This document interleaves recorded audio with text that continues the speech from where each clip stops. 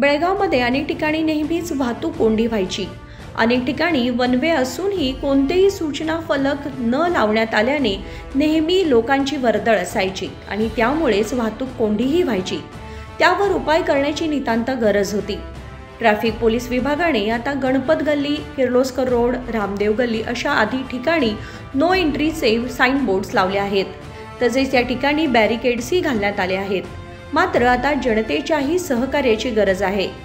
मंगळवारी ट्रॅफिक पोलिसांकडून या मुख्य बाजारपेठेतील अतिक्रमणे हटवण्यात आली होती आणि रस्ता वाहतुकीसाठी मोकळा करण्यात आला होता।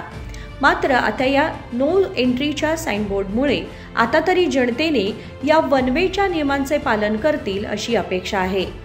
विनोद कोलकार, KMM मराठी, बेळगाव।